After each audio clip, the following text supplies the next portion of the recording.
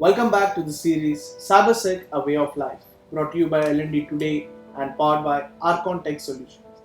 We have with us Mr. Satish Mahajan, and this segment is about UBA and PAM.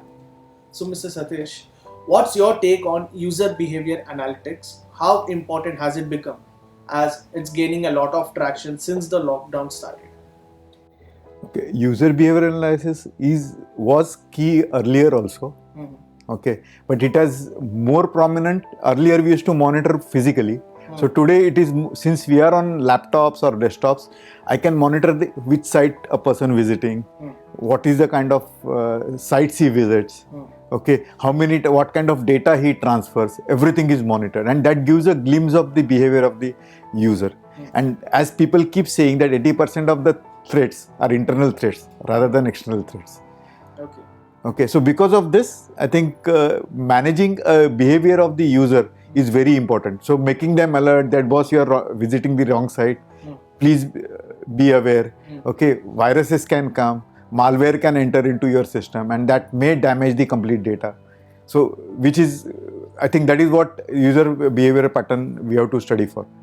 Okay, absolutely. PAM, that is Privileged Access Management, is something that goes hand in hand with UBA. How critical it is to employ PAM solutions for an organization? No, I think what we normally talk about is profiling a user. Okay, who is user? What is his role?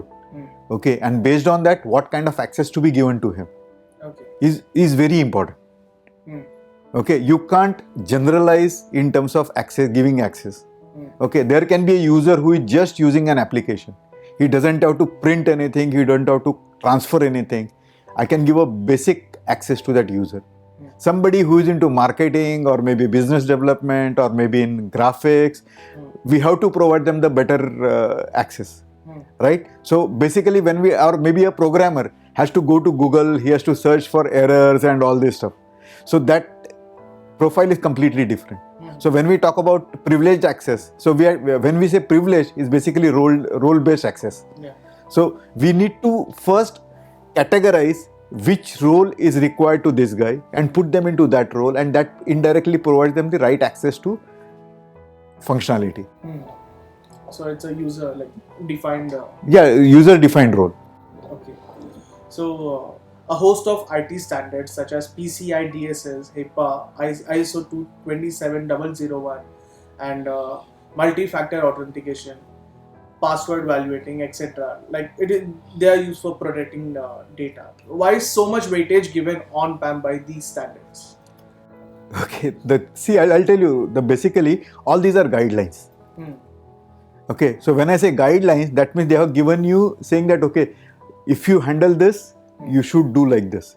But as I told earlier also, that it purely depends on the organization. What is the kind of security policies they have to build based on the role of the company or based on the business.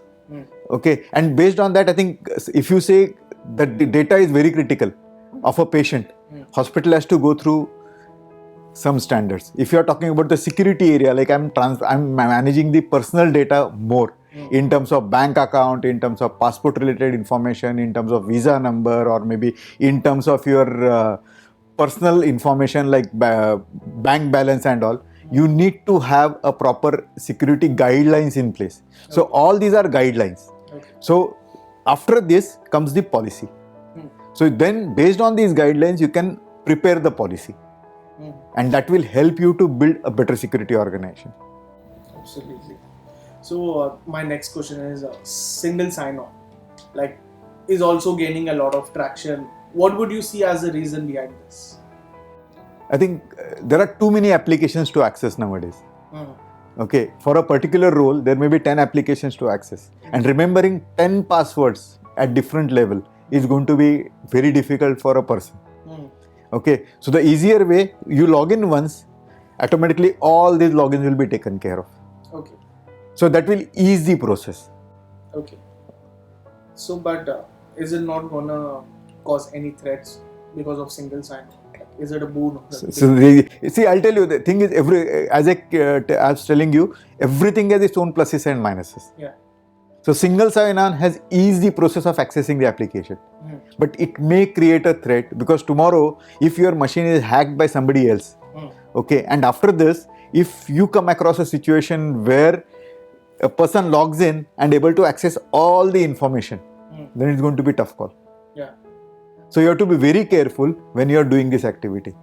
Okay. So profiling again is very critical when we actually do this kind of activity. So you need to profile it rightly. You have to provide a right security for individual profile, and then only you can do this activity. Okay, absolutely. So thank you once again, Mr. Satish, for your insightful conversation. Thank you. Well,